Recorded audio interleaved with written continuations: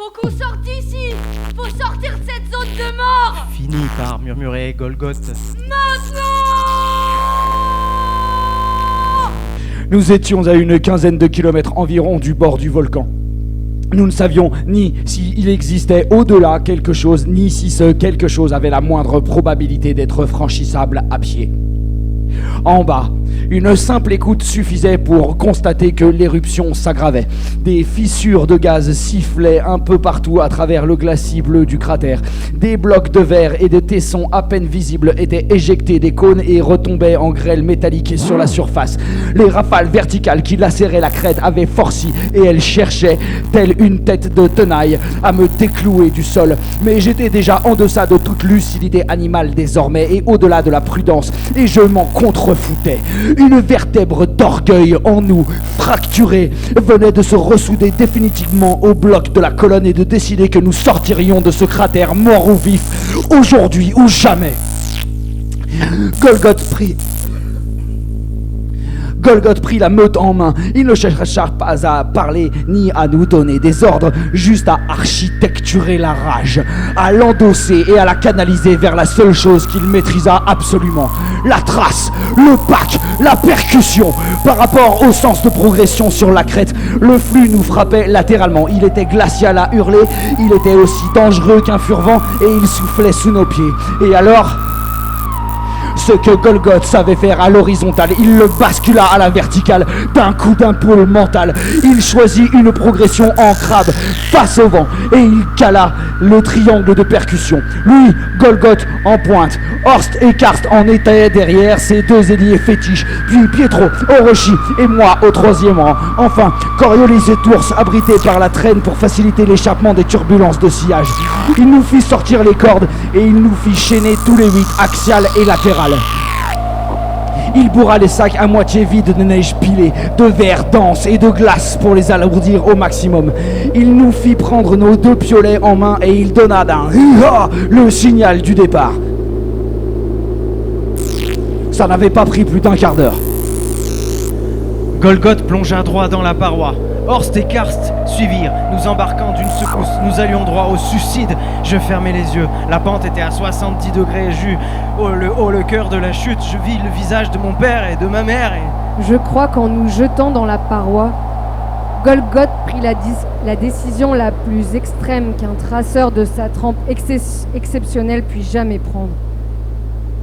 Qu'il ne chercha pas à rester sur la crête au profil trop effilé et trop clairement surexposé à l'accélération des rafales pouvait se comprendre. Qu'il plongea d'un coup de rein brutal, sans prévenir quiconque, vers le vide, avec toute la horde dans son dos, restait un acte de très haute folie qu'avec le recul, je ne peux qu'admirer.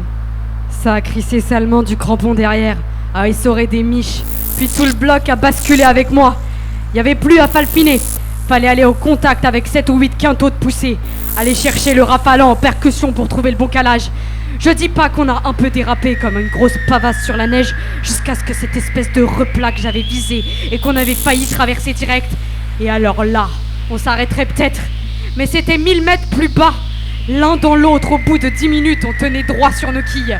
Les appuis marqués avec les charges, avec le pentu, et on s'appuyait sur le chenil pareil que contre une porte, à part que la porte avait tendance à s'ouvrir de temps à autre et à talbuter sous les courants d'air. Nous marchâmes 2 heures dans cet attelage de meute. Dès que le vent décroissait, nous pivotions le basque dans le sens de la marche et nous progressions, l'encaissant dans les cuisses, les côtes, les épaules et les hanches. Dès qu'il forcissait, nous repassions aussitôt en frontale, nuque tendue et jambes fléchies en appui contre le flux, suspendu face au vide, le tronc perpendiculaire à la paroi. À confier notre destin à cet équilibre, pouvait au juger entre la gravité et le soulevant que tout menaçait. Si le vent torrentiel cessait ou s'entrecoupait, ne serait-ce que 5 secondes, la chute était certaine, du bloc entier. Mais tout aussi certaine aurait été l'envolée face à des rafales qui, reçues isolément par un ordier, l'auraient expédié au ciel. Nous avions bouclé les casques et nous ne voyions rien dans le blizzard de neige soulevé en continu par l'éruption. Pourtant, nous avancions le long de ce parfait flottant air granulé, en échappe sur le bord du cratère. Nous avancions laminés au grésil, cryogénisés au tibia, dans la crucifixion des clous de glace gardés par le froid, mais nous ne sentions plus rien. La souffrance nous aidait. Nous avions trop de visages encore chauds qui souriaient, et bien trop d'errance à venger, si bien que cette éruption-là, loyale et fiable de consistance, nous savions au fond que de nous que ce serait la dernière, cette harpie, qu'elle soit plus autre chose. Les crivettes se furent vantées pour nous dépecer vivants. Par 2, par 4, par 6 ou 8 fois, je ne m'en souviens plus. Le torrent atteignait un tel cubage d'air à la seconde que nous fûmes décramponnés de la paroi et bien qu'à plat ventre face au vide, le casque rabotant la pente, nous dévissâmes sur plusieurs dizaines de mètres vers le haut. Vers la crête fatale, les deux piolets sortis et crispés comme des griffes à rayer le verre de mat de la paroi à nu, partout où la neige avait été soufflée. Mais même à ces moments-là, même au cœur de ces ultimes furies, mes tripes ne doutèrent pas une seconde que devant moi, Horst et Karst Dubka agrippaient du pic chaque fissure, qu'à mes côtés Pietro de la Rocca et Orochi Mélicerte écrasaient le fer de leurs piolets entre les jambes des animaux, ni que derrière nous, Coriolis et le Toursier enrayaient de toute la force de leurs cuisses la reculade, et enfin qu'un certain Golgoth, 9e de s'aligner, seul en pointe, ses deux piolets plantés dans la cotte de maille de la paroi auraient été capables de briser d'un coup de menton la visière de son casque pour mordre la glace de Krafla à pleines dents s'il avait senti derrière lui l'appel d'air de la crête.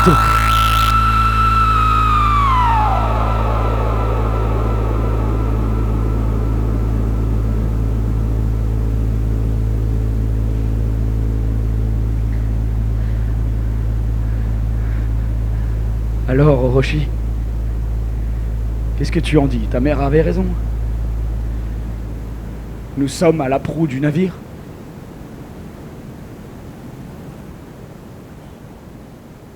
Orochi me regarda avec un sourire édenté, éreinté.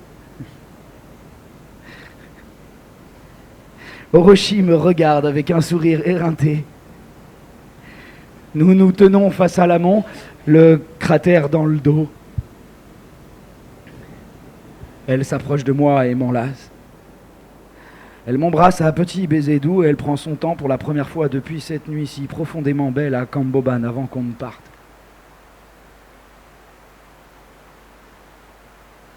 Ma mère a toujours raison, Sov. Nous sommes bien à la proue. Nous y sommes même depuis l'âge de 6 ans. Tout dépend de quelle largeur tu donnes à la proue. Mais tu crois que la fin est proche, que le plus dur est passé? Je ne crois rien, Sov. J'apprends.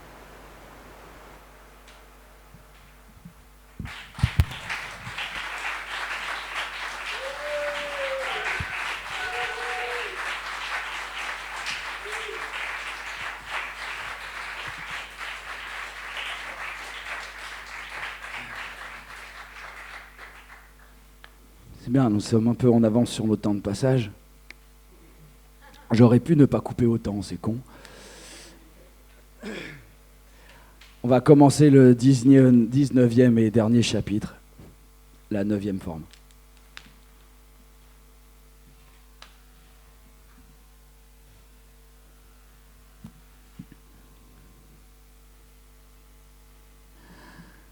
Derrière le cratère de Krafla, nous ne découvrîmes pas le jardin des origines de steppe, source de toutes les semences, ni les tigres remorqueurs qu'Arval avait imaginé toute sa vie, ni la bouche abyssale de ce dieu tantôt expirant, tantôt ronfleur, chanteur et crachant, qui était sans cesse censé, d'après l'Arco, nous souffler son haleine au visage.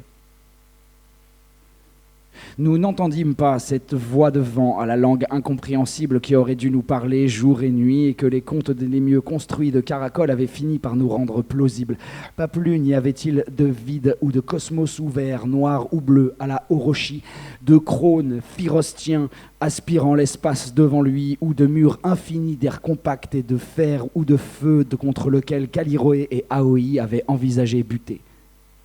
Nous ne tombâmes ni sur la mer d'Alme, ni sur le premier Golgoth, ni sur l'Orcaostre enjoué de Silenfre avec ses accordéoles et ses cuivres inouïs, ni sur l'océan fantasmé par Coriolis avec ses vagues de vent en déferlance sur une longue plage comme un monde. Derrière le cratère de Krafla, il y avait de la terre.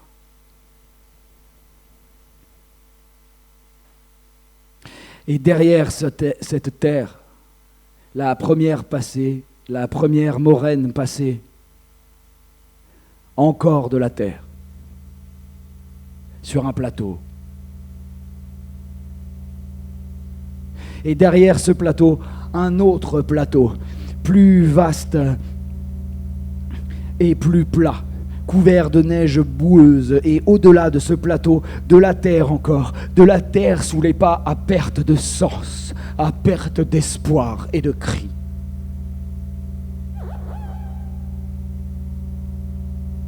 Devant nous, Norska se prolongeait donc dans sa prodigalité désertique de cimes et de pics, d'arêtes transversales et de vallées, à cette différence qui fut vite perceptible que l'altitude et la verticalité s'atténuaient, si bien que des plus hauts reliefs comme la chaîne de Gardabaer, il ne resta bientôt qu'un écho géophysique assourdi de névés et de dômes appropriables où la neige perdait parfois sa systématique mainmise.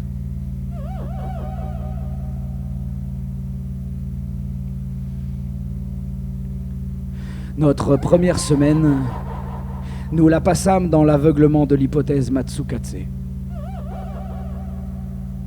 Au seuil de chaque col, sur chaque ligne de crête gravie en coupant, l'envie frénétique d'atteindre l'extrême amont nous tenaillait au point d'en perdre toute clairvoyance. Conditionnés comme nous l'étions depuis l'enfance par la logique de l'épreuve, ne pas trouver derrière la plus atroce d'entre elles, qui fut Krafla, une récompense à la hauteur de ce sacrifice fut d'abord insupportable. Insupportable et gratuit. Puis le désarroi commença à ronger jusqu'à l'armature, jusqu'au cadre rectangulaire du combat.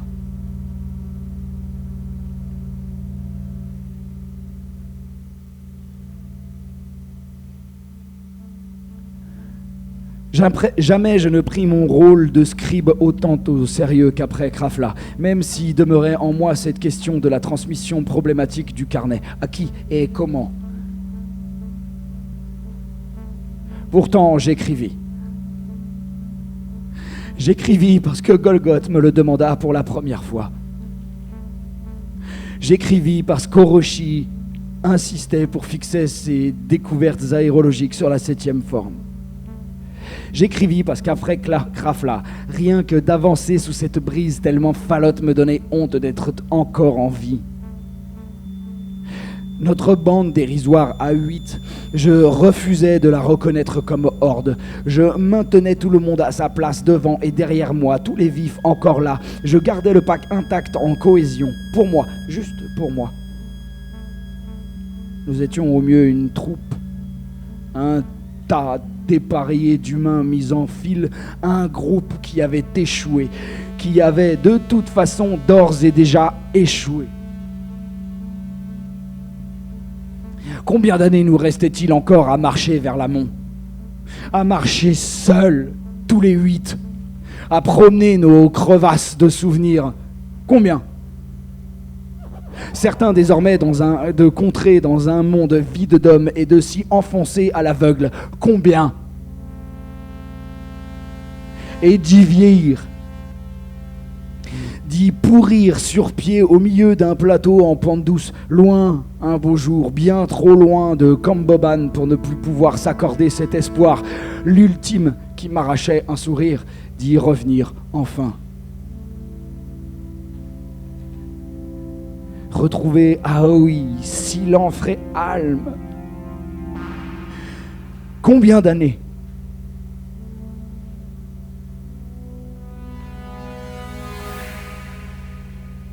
Au bout d'un mois, nous n'étions toujours pas sortis de Norska et l'hypothèse de ma mère se révélait indubitablement fausse. Krafla n'était la proue d'aucun navire, la terre continuait. Je n'étais pas abattue pour autant puisque j'avais ces claires-voies, ces scènes qui me venaient dans les moments de fatigue, de plus en plus fréquentes, de plus en plus nettes. Plus tu t'approcheras du vif, plus tu verras, m'avait dit ma mère, et il fallait croire que j'avais franchi des paliers. Dans ce qui restait de notre horde, l'ambiance oscillait entre la dépression post-traumatique et la torpeur mécanisée. Sov ressassait nos souvenirs. Il ne cessait de parler de Caracol, de Caliroé, de Talvec et de Larco. Il racontait à Coriolis les combats d'Erg qu'elle n'avait pas connus, l'enfance vagabonde d'Arval. Comment j'avais aidé Aoi à se qualifier pour la Strasse. Il se faisait du mal et il se faisait du bien.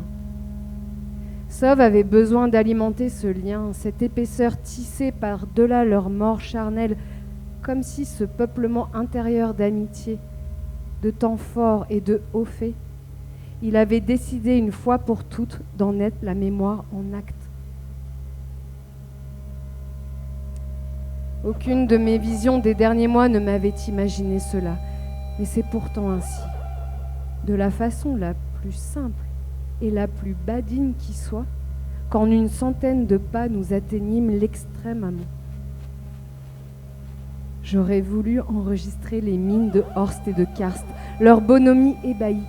La trogne bougogne de Golgoth à cet instant-là, comment l'autoursier ouvrit le poing pour libérer son oiseau, comment Pietro se rembrunit sur les derniers mètres.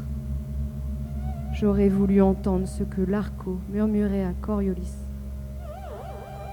Mais je ne me souviendrai que du visage de Sov, de sa silhouette se penchant vers la mer roulante de nuages, du plissement de ses yeux quand il fixa le soleil suspendu dans le vide devant nous. Des 7. Suite à ma révélation, il fut le seul à pouvoir prendre sur le champ et dans toute son extension la mesure de ce qui se tenait devant lui. Sa première réaction physique fut de tomber à genoux au bord de la terre coupée. Il tendit la main au-dessus du précipice comme s'il pût y avoir une vitre ou un pont d'air pour le soutenir 1 mètre de plus vers l'amont. Mais il n'y avait qu'une falaise et le vide. Il prit une poignée de terre au creux de ses 2 mains et la renifla longuement. Il était en suspension. Impossible à lire. Il dit : C'est ça, le légendaire extrême amont.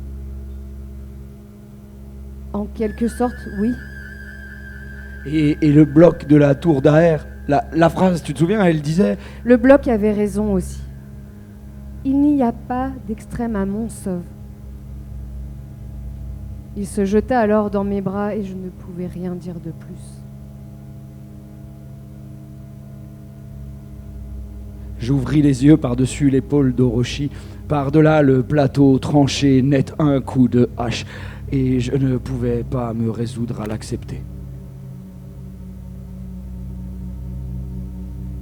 Du fond de mon être, quelque chose continuait à avancer sur la lande, à s'arc-bouter contre la coulée matinale des brouillards ascendants pour y tracer vent debout, choune ou pas, avec la grêle râpeuse aux pommettes, les yeux à la recherche, guettant la prochaine colline, le corps en manque d'espace déjà, qui se projetait au loin sur ce relief en bouloche blanche, parmi cette terre neigeuse de nuages sans consistance de sol où le talon ne pourrait jamais résonner et les crampons mordre, cette terre crémeuse pour rêveurs abrités qui signait donc le bout du chemin.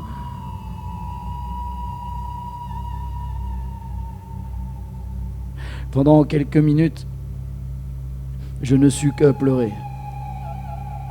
Sans que je puisse m'avouer face à face avec moi si ces larmes coulaient de l'orgueil démesuré de notre conquête, jamais égalée par aucune horde, si elles pissaient de cette fierté insolente et monstrueuse et gamine qui me montait des tripes et envahissait tout, ou si c'était ma conscience, une maturité seconde, plus récente et plus sûre, qui, face au gâchis, au dérisoire désormais manifeste de notre quête, effondrait une par une toutes les statues héroïques pas deux vers moi édifiées pour ne laisser devant cette mer blanchâtre et ce bleu métallique qui pouvait aussi bien être celui du ciel archi-connu que la teinte d'un cosmos neuf.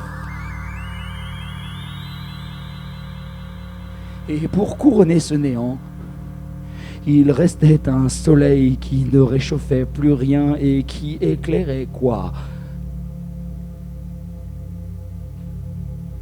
Un mystère. Quelle chiasse. C'est la grande foire à l'Esbrousse depuis hier. On se croirait à l'entrée du cirque de Gardabert, t'as vu la pique? J'ai pas vu, non? C'est café de nuages?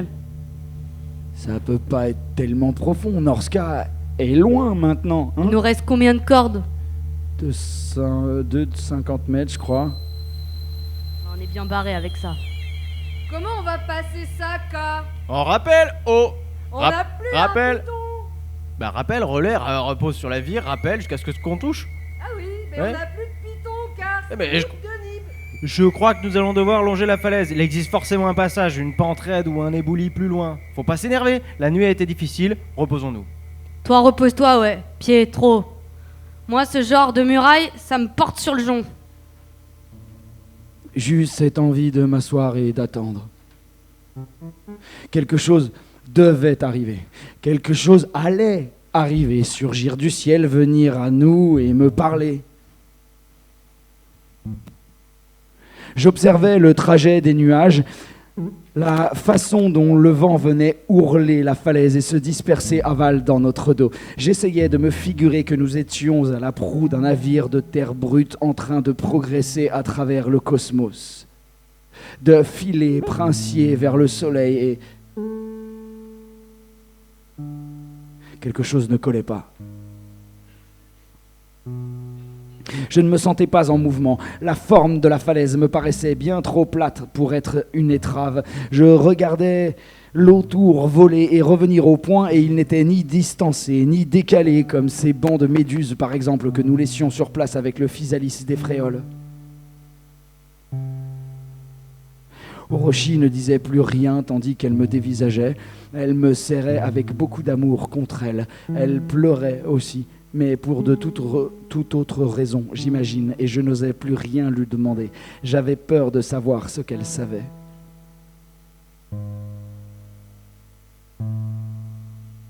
À côté de moi, Golgoth s'énervait devant un Pietro tendu. Les jumeaux avaient repéré un renard rouge et ils l'apprivoisaient avec des bouts de viande. Et Coriolis? Je ne sais pas. Elle se taisait, de même que l'autoursier. Comme s'ils saisissaient d'instinct, eux deux, au moins un peu, l'énormité d'un instant que nous avions espéré toute notre vie affronter. L'extrême amont diantre.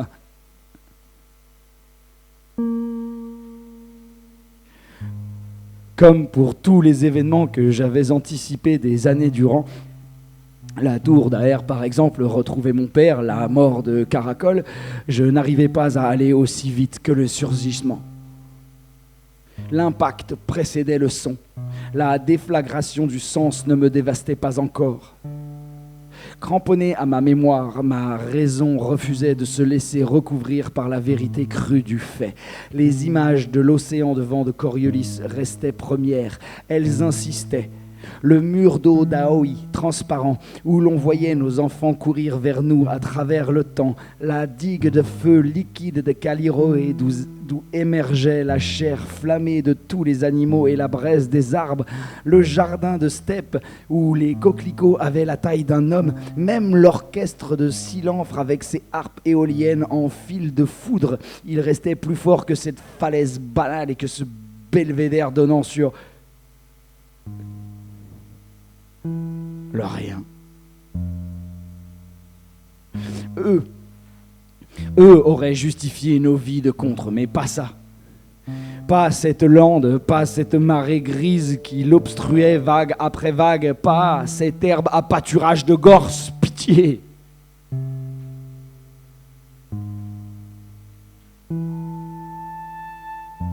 Mais moi,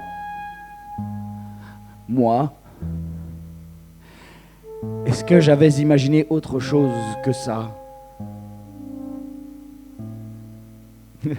Le pire était que non. Le pire était que cet extrême amont était au fond, dans sa fadeur crasse, le mien. Il était à ma mesure, à 1000 lieues de toute caracolade ou du plus minuscule des miracles.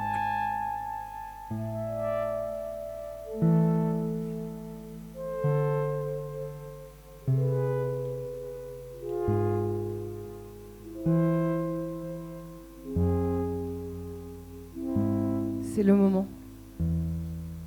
Ou pas du tout. Je n'ai aucun choix de toute façon. Vous pouvez venir vous asseoir si ça vous dérange pas.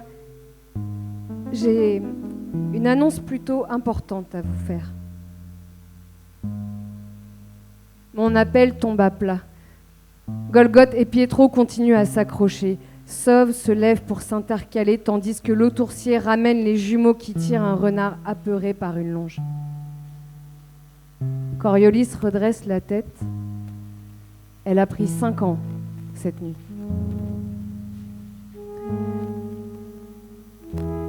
Voilà, asseyez-vous tous. Je vais vous annoncer quelque chose qui, pour certains ici, autant vous prévenir, va être impossible à croire. Et surtout, impossible à accepter. Je n'ai d'ailleurs aucune preuve pour justifier ce que j'avance. Je veux dire aucune preuve tangible. Accouche. Voilà. Nous venons d'atteindre ce matin le bout de la terre. Nous sommes en extrême amont. D'un bond, Horst et Karst étaient debout, et dans des hurlements de joie, d'une spontanéité bouleversante, ils se jetèrent dans les bras l'un de l'autre en se donnant des coups de tête dans le creux de l'épaule. Ils avaient arraché le renard du sol, ils l'embrassaient à pleine fourrure, leurs poings étaient levés en signe de victoire, et ils nous regardaient sans comprendre notre sobriété. On y est? On a réussi, les gars! On est les premiers du monde! Et Golgoth, la 34! Au bout! La 34! Au bout! La 34! Au bout! Et tous nous prit à revers parce que c'était notre cri de Berlas. Nous avions 11 ans. Le cri d'encouragement porté par les gosses qui nous escortaient en traversant les faveoles dans l'interminable banlieue de poussière. Un vieux cri oublié, un vieux cri tué par des années de contre, par notre maturité usée, par la désespérance. Eux le sortaient du ventre. Eux le sortaient du cœur. La 34, au bout! Dans notre cercle, personne d'autre ne réagissait. Et les jumeaux renoncèrent à venir nous embrasser, déçus, ça se comprenait, mais sans jugement, jamais, ni question. Ils étaient déjà à fourrager dans le traîneau et seul Pietro, qui se leva très vite pour les aider, avait eu le même réflexe. Tous trois, ils sortirent du traîneau le sac de vœux pour l'extrême amont, accumulé sur toute la bande de contre auprès des abrités comme des fréoles, l'ouvrirent et le vidèrent sur l'herbe. Dans l'aube pâle, les languettes d'or gravées ruisselaient. Pietro en prit une et la lut. « Je voudrais que ma fée m'aime, disait le vœu. Il le prit entre ses lèvres, l'embrassa et le jeta dans le vide devant lui entre deux bourrasques. Un bref instant, il parut espérer quelque chose. Une lueur, un écho, mais la languette virevolta dans l'air et disparut dans une touffe de brouillard. Horst, un peu décontenancé, avait déjà saisi une autre languette et, très excité, il lut. « Je voudrais que les Tourangeaux habitent en bas et nous en haut dans leur tour. » Ah, ça, c'est un vœu de racleur. Et on en a pour un bout de temps, mais faudra tous les lire, hein, K? Bah oui, oh. On les a pas portés pour rien. Les gens, ils comptaient sur nous. Et nous, les vœux, ils vont être exaucés. Alors faut qu'on soit sympa. À son tour, Coriolis se leva pour participer au rite improvisé, bientôt suivi par l'autoursier, si bien qu'ils furent 5, alignés devant le précipice, à respecter 30 ans de paroles données à des inconnus et à rendre grâce à leurs rêves. Orochi les regardait aussi surprise que moi. Elle souriait de la beauté de la scène. Elle se disait peut-être qu'ils avaient précisément besoin de ces mots, de cette litanie touchante de vœux pour oublier les leurs et s'abstenir encore de réaliser,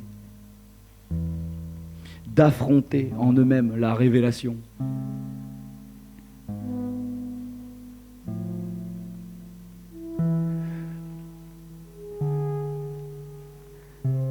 Moi, je pensais à un homme et à un gosse.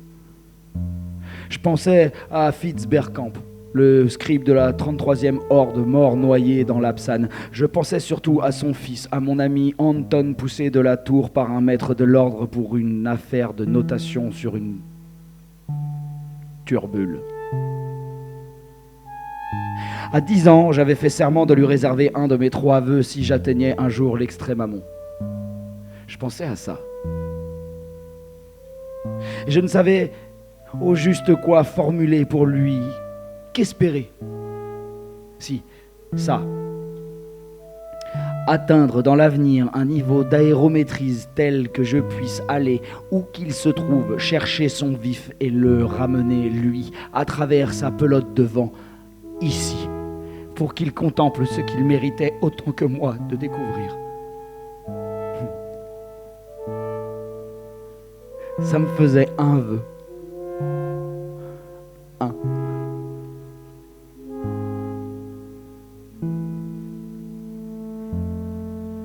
Golgoth n'a pas bougé encore, pas dit un mot, ni vanne ni brocard. Il se lève finalement, va droit au traîneau, en sort une corde lovée qu'il met sur son épaule droite et il part en direction d'un arbre de plein vent fiché là-bas à quelques pas de la falaise. Il n'est pas difficile de deviner ce qu'il va faire, tenter un premier appel pour voir, chercher une vire pour un relais. Il est évident qu'il ne m'a pas cru.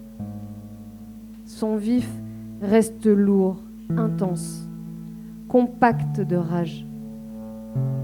Ce n'est pas sa tête, c'est son instinct qui parle, et son instinct a raison. Je mens. Je mens parce qu'il n'y a pas d'autre moyen de les préparer à la 9e. Qu'est-ce que tu fais, Goth? Tu viens pas faire les vœux avec nous? Lance Horst. Golgoth part seul. Il fait un nœud de 8 autour du tronc. Il enfile son harnais. Il fixe le descendeur. Recule au bord du vide. D'un saut, il a disparu. Ce ne serait pas Golgoth, j'irais surveiller, mais c'est Golgoth. Il ne supporte pas d'être materné. Protégez-nous des écumeurs et du furvent. Je prononce mon 50e vœu et je fais une pause. Orochi et Sov sont restés à l'écart. Ils vont bien ensemble finalement. Leur histoire a pris du poids. Leur complicité saute aux yeux depuis Krafla. Je suis heureux pour eux. J'aurais aimé réussir cela avec Coriolis, mais quelque chose ne passe pas, dit-elle. Tu manques de fantaisie. Je n'aurai pas d'enfant. Ça devient évident de mois en mois. J'aurais eu la fierté d'avoir tenu ma ligne jusqu'au bout. Quel bout? Le bout du monde? Je me sens comme Golgoth au fond, j'ai besoin d'être sûr. Au moins pour revenir la tête haute vers mes parents, j'ignore comment Orochi est parvenu à sa conclusion. Je ne veux pas de fausses joies, d'estimation. Il va falloir vérifier qu'il n'existe aucun passage, rien en amont de cette ligne. Nous portons la responsabilité de 8 siècles de contre. Il n'y a pas de fantaisie à avoir ici. Toute la bande de Condres, d'Alticcio à Aberlas, est suspendue à notre découverte. Oui ou non? Est-ce que quelqu'un en a encore conscience? Laval ne sait encore rien. Aucun poursuiveur n'aurait pu nous suivre dans Norska. Aucun fréole ne passera jamais ces chaînes de montagnes en hélioptère, quoi qu'en dise Sauve. Nous sommes les détenteurs d'un savoir unique dans l'histoire. Nous avons donc un devoir de rigueur absolue. Ce que je vous propose est simple. Si ce plateau est bien le bout de la terre, nous aurons une mission. Retourner à Camp Boban pour l'annoncer, puis en informer le Conseil de l'Ordre à Aberlas. Oublie ces croque-morts de l'ordre. Lance Lautourcier. Si on a réellement atteint l'extrême amont, mon objectif devient simple. Retrouver Alm, Aoi et Silanfre. La 35e horde n'aura qu'à s'enfiler l'Apsan et la porte d'Urle, et le pilier Brakauer et Krafla en prime. Les hordes sont finies. Vous comprenez où on est? Elles s'achèvent avec nous. Et si c'est ce carré d'alpage que je suis venu chercher toute ma vie, eh bien, ça ne valait pas la peine. Ça valait la peine de toute façon. Coupe Tu dis n'importe Orochi. quoi. Bien sûr que ça valait la peine. Je me braque. Notre grandeur, notre probité, elles se sont construites par le contre, dans ce combat. Le combat valait par lui-même, indépendamment du but. Le but était dans le chemin. Nous avons de quoi être fiers de nous. Personnellement, je ne regrette rien.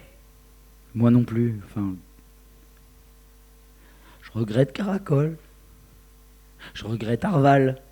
Je regrette Steppe et Caliroé. Je les regrette tous. Aucun savoir ne valait qu'ils meurent. Ils ne sont pas morts, Sauve. Ils sont là avec nous. Ils sont encore à sauver. Tu ne comprends rien ou Ah mais quoi? fous-moi la paix, Cabert. Je parle de chair et de regard, pas de vif. Tu le vois, Arval, là? Il est où, Steppe?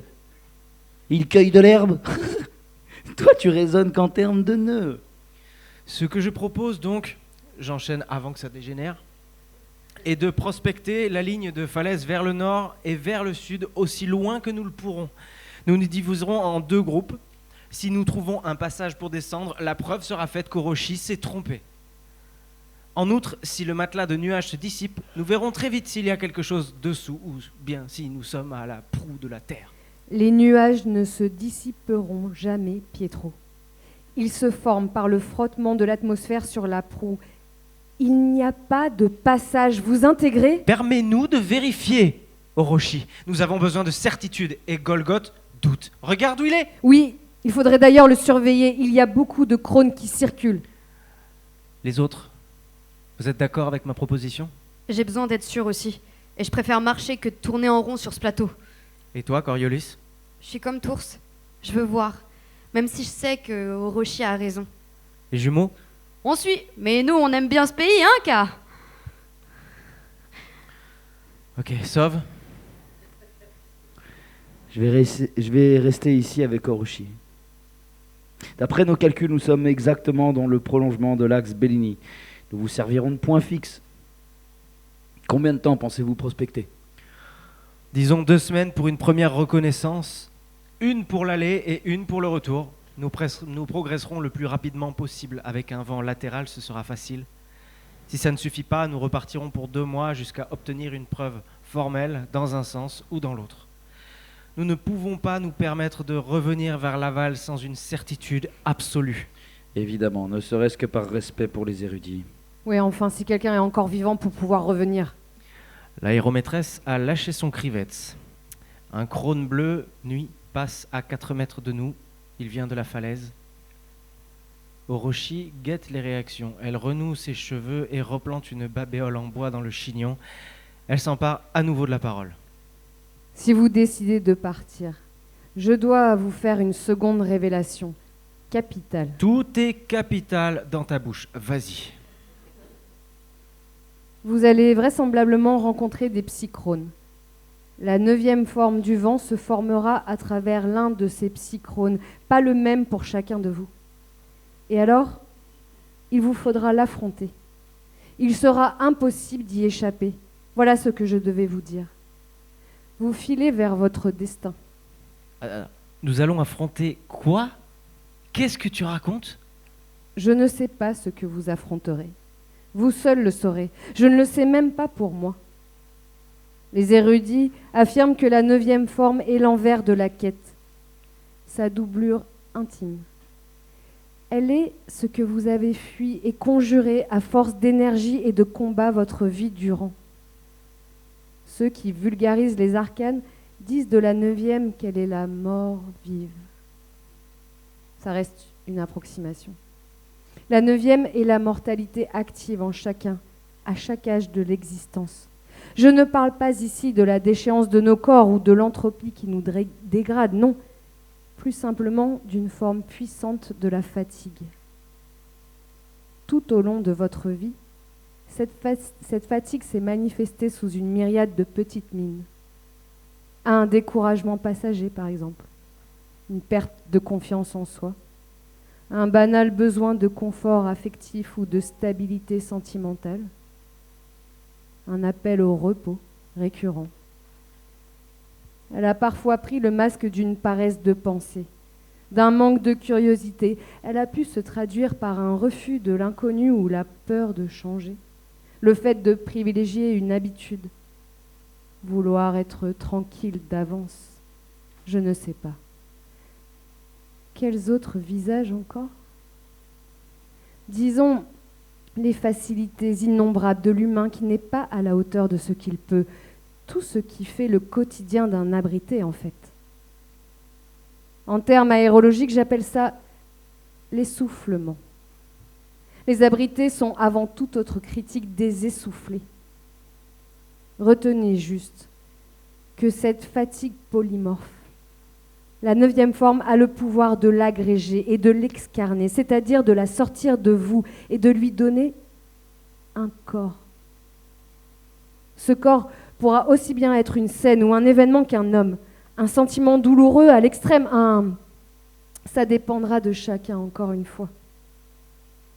Ce qui est sûr, c'est que la 9e va vous apporter la figure de votre mort sur ce plateau.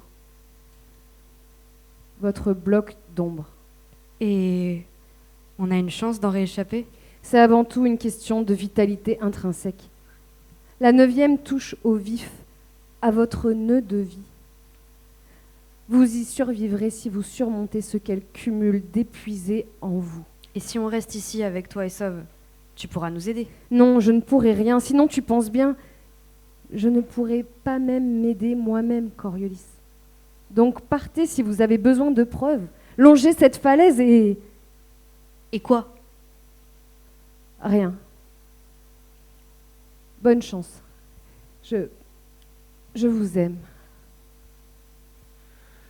L'effet des mots d'Orochi se lisait à la peur intense qui nous défigurait. Golgoth venait de revenir. Il n'avait plus de corde.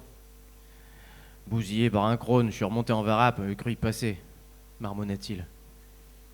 Je l'informai de nos débats, il hocha la tête, il adhérait. J'ai proposé 2 groupes. Le groupe nord avec Coriolis, l'Autoursier et moi, et le groupe sud avec les jumeaux et toi, ça te va? Et Sauve et Orochi, ils se branlent? Ils restent là, ils serviront de point fixe. Le rocher aussi, où j'ai posé mon cul, il peut servir de point fixe.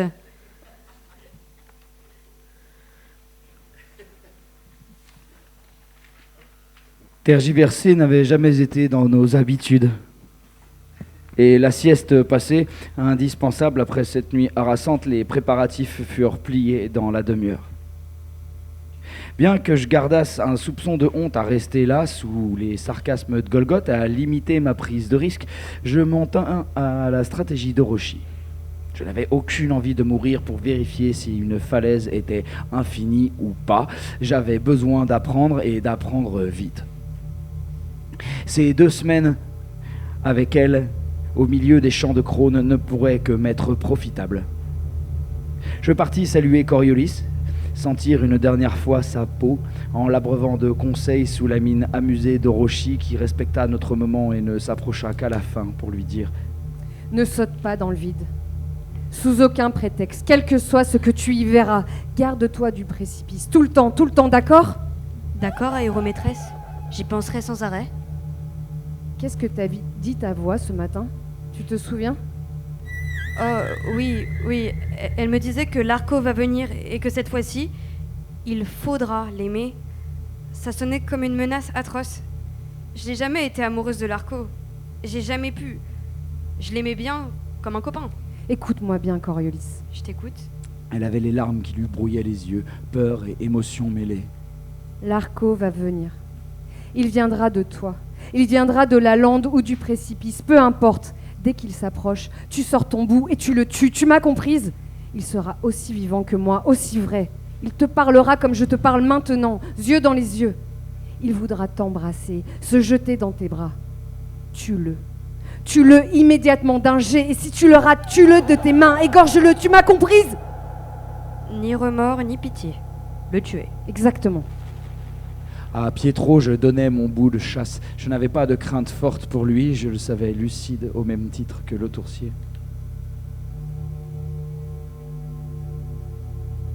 Dans l'autre groupe, Golgoth m'ignora et j'aidais les jumeaux à charger du gibier dans leur sac quand Orochi me prit à part et me chuchota. Fais-leur de vrais adieux. Ils ne reviendront pas.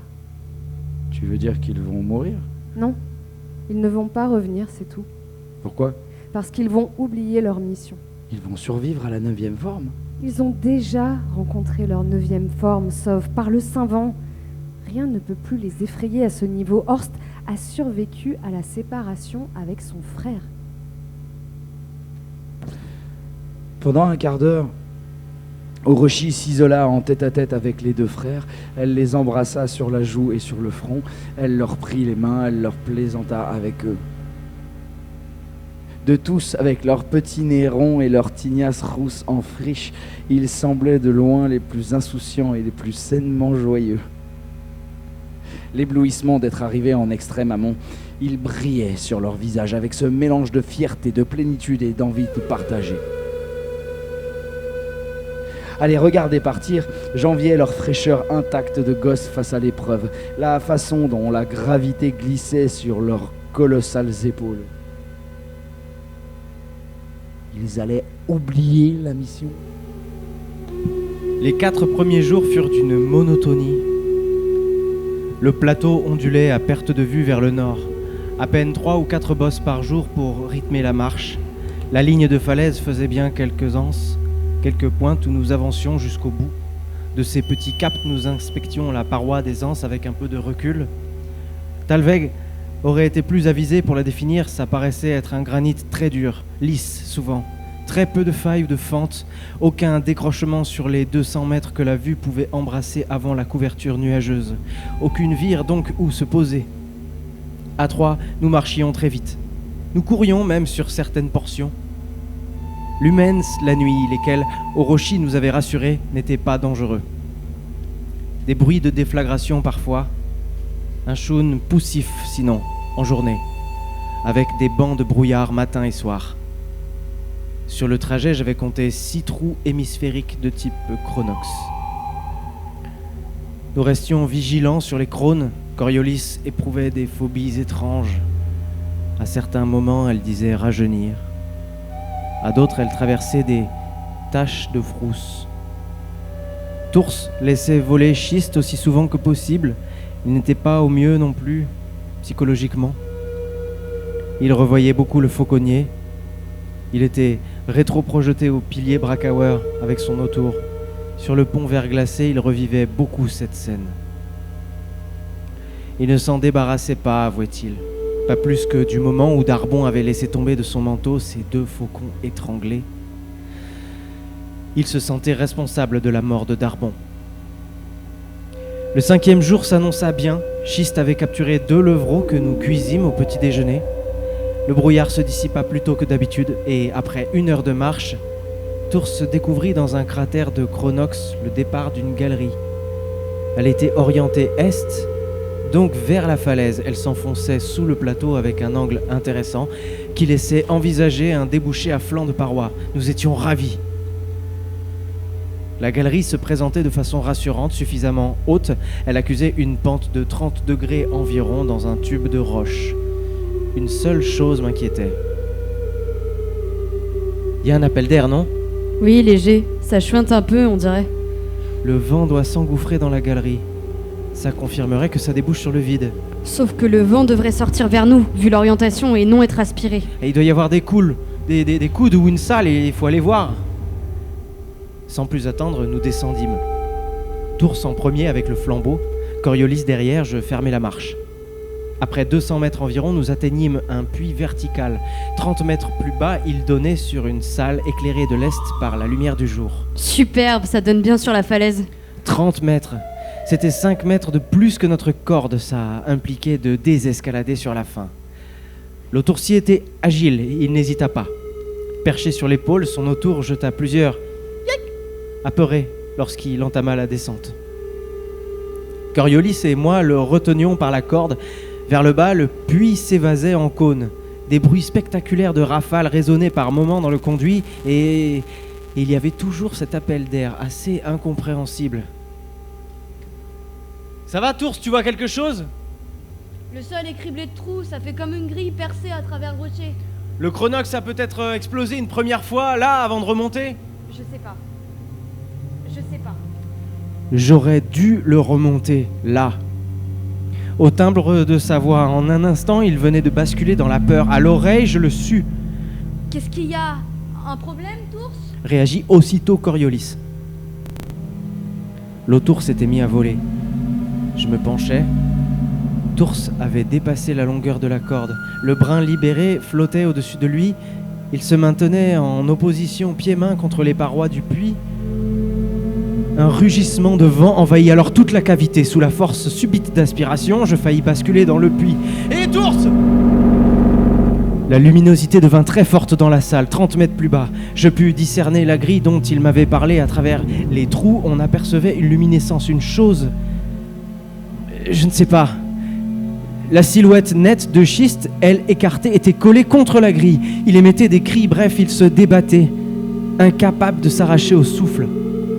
Je m'arrimai à une stalactite en corde double et désescalada de 10 mètres. Le rugissement prenait des proportions oppressantes. Un courant violent m'avalait vers le bas.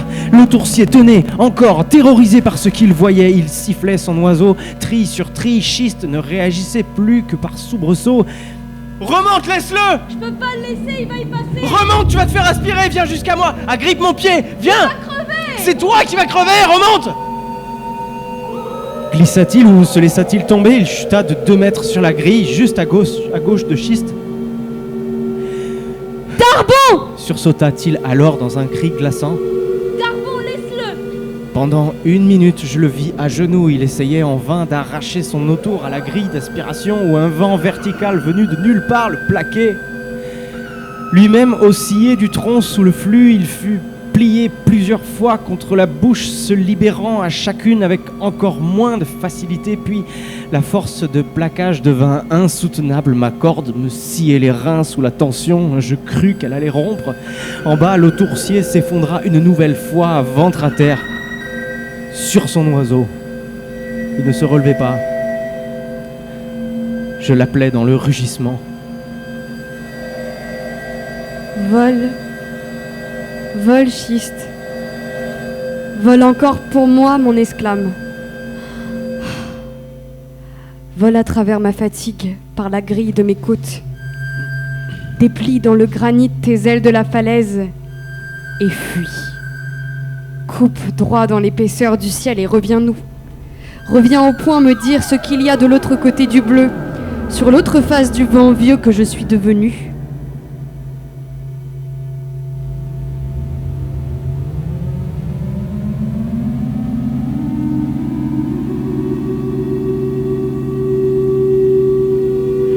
Bas des bras encore, et encore balai pour moi.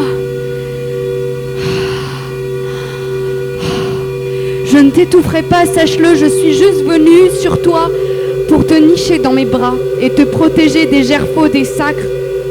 Eux qui ne savent plus voler, juste monter au nu et en tomber, pauvre pierre, se hausser par carrière et degrés, et puis fondre eux, les rapaces hiérarchiques, les traits religieux du ciel. Toi, tu fileras toujours droit à fleur de terre, petit voilier saillant. Mon branquier de bas-vol, tu fileras parallèle toujours à nos pas, puisque tu as su garder le feu du vol horizontal, car tu sais mieux le vent. Schiste, mieux que nous tous, le vent n'est qu'un mur à trous de rafale. Ta seule proie par l'esprit, ta trouvaille à nous, l'ouverture où je passe, où je crée et éduque ta race. Vole donc, vole mon autour, vole encore à travers mes bras, à travers ma foi. Les faucons sont les rois, mais les princes volent au pas à travers les taillis et les fouillis de nos quêtes de soi. Je ne sais pas combien de temps je suis resté accroché en bout de corde à mi-puits à le regarder. Il n'a rapidement plus bougé, mais il a continué à respirer, j'en suis sûr, très longtemps. Quand le courant s'est arrêté, j'ai dédoublé la corde et je suis descendu. Coriolis m'a supplié de fuir. Peu importe, j'ai pris Tours par l'épaule droite et je l'ai retourné. Tous ses vêtements avaient été aspirés. Nu, il gisait. Il avait encore l'autour dans ses bras contre sa cage thoracique. Croyez-moi si vous pouvez, mais l'oiseau était vivant. Il a déplié ses ailes et il m'a regardé de son œil orange. J'étais ébahi, il s'est broué, puis il s'est envolé d'un froissement d'ailes vers la bouche qui ouvrait sur la falaise. Voilà.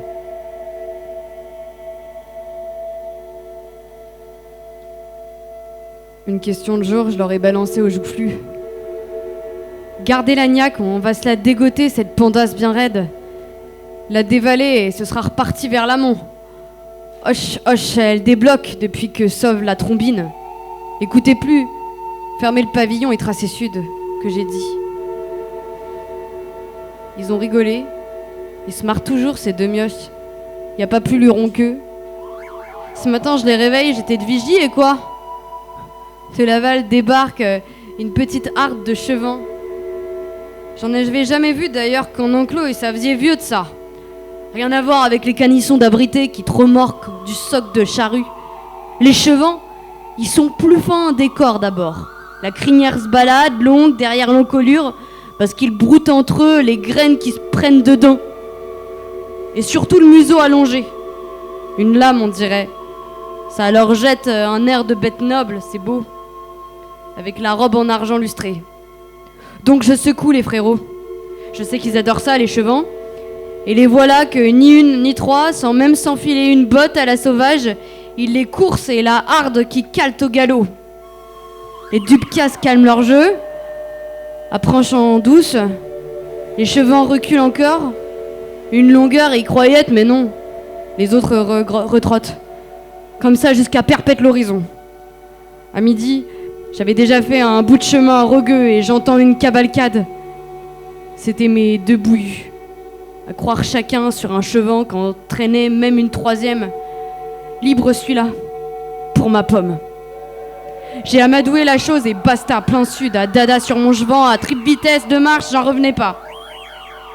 Puis bon, ça a pas duré. À la sieste, ils m'ont jeté en... On va aller en chercher d'autres, des chevans, dors donc, t'as fait le guet moitié de nuit, on te rapportera du gibier aussi bien. Ils sont jamais revenus. Vrai de vrai. J'ai attendu jusqu'à la nuit. Ils avaient pu se paumer. J'ai passé la nuit. J'ai attendu encore une matinée pleine. J'avais la chialeuse dedans, en muselière. Un mauvais brouillard de sang. Puis j'ai laissé un gonfalon, disons que je retoquais nord pour rejoindre le camp. Que ça faisait 9 jours déjà qu'on avait quitté. Je sais pas où ils ont pu passer. Un crône a dû les croquer. Mauvaise pioche.